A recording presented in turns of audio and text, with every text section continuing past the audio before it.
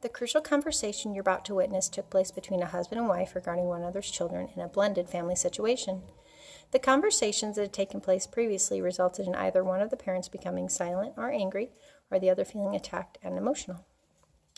This conversation is a replication of one that took place that was able to overcome the tendencies that each had as they came to some mutual respect about the ideas that were being expressed. Ken, I would like to talk to you about something that we always seem to have trouble discussing. Are you up for trying to have a conversation about things that happened with my kids a few years ago? I don't know, Barbie. Are you? I am. I'm really sorry that I always get emotional when we talk about things. I understand how mad it must make you when I don't listen, but I'm really going to try to get through it this time without getting emotional. I appreciate you wanting to listen to me, Barbie. I've tried so many times before to get to the bottom of why I was mad about certain things that occurred, but I always felt that you were protecting your children. I'm really sorry that it's always come across that way. I suppose in some ways I was protecting my boys. I didn't feel safe. I felt like I was being attacked, that I wasn't a good mother. I put my entire life into raising my kids. It's like having your career attacked and being told that you aren't good at what you do. I can understand how that must feel. I wasn't attacking your parenting. I was merely trying to express my feelings. It seems that whenever I've tried to tell people what is going on, I'm never able to tell my side of things. It can be so frustrating. Well, I hope you can feel that you can share how you're feeling with me now, so I can really understand the problems this has caused. My not listening, that is. Your not listening is just part of it. I feel that I wasn't respected by your boys. They didn't listen when I told them to do things, and they would just blow me off. What exactly did they do? Well, it was the older one more than the younger one who showed disrespect. The younger one began a few years after that. I was having the same things happen to me. I would have to take him aside and talk to him when it occurred. How did you handle it at the time? I didn't. I felt I could do nothing, and that was my frustration. I felt you wouldn't allow me to talk with them. Why do you think I wouldn't let you?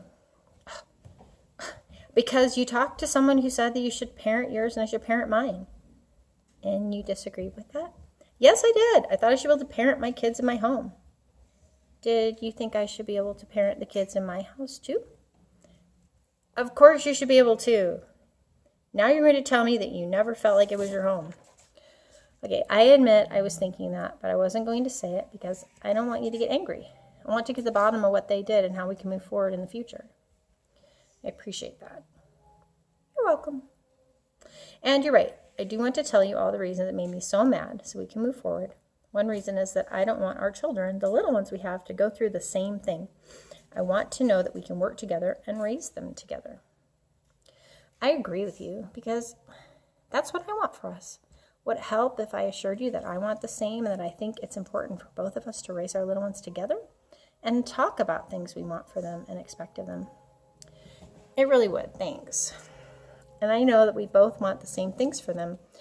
I'm just afraid that you aren't going to let me have a hand in raising them. You're a strong personality, Barbie, and I'm just not sure if you know how to let go of the reins. Moms have a lot of power with their children. My older children are tied to their mother, and I feel like I've lost them.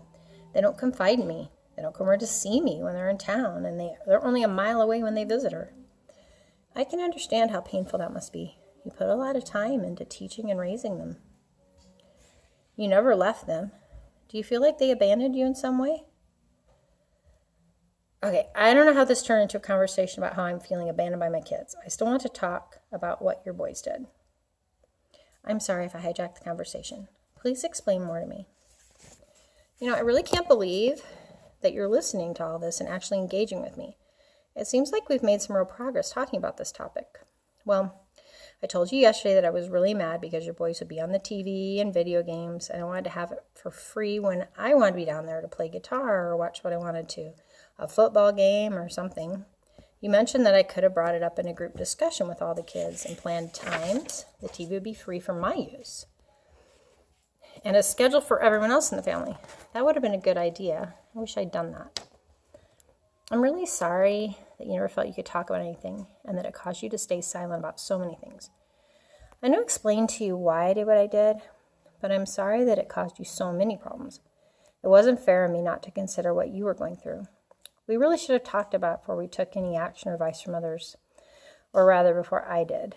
At the time, it seemed like it would cause fewer problems.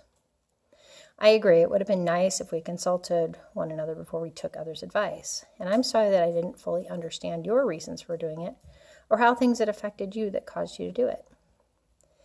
I think I'm understanding better now why all those things that my boys did bothered you so much. It wasn't just their behavior, it was your feeling that your hands were tied and that you weren't listened to by others as well. I shut you down just like everyone else. In a relationship, we're supposed to feel safe with each other, and I didn't make it safe. I apologize for that. I really appreciate your listening, Barbie. I hope this opens the door for other conversations we can have that will help me to avoid becoming angry or silent, and you being able to hold the discussion without becoming defensive or emotional. You're welcome. Well, thank you for watching our crucial conversation. These are not easy to have, but with practice, I believe that everyone can have better crucial conversations instead of avoiding them or moving to silence or violence or anger. There is a better way, and with practice, I think we can all master this essential skill. Bye-bye.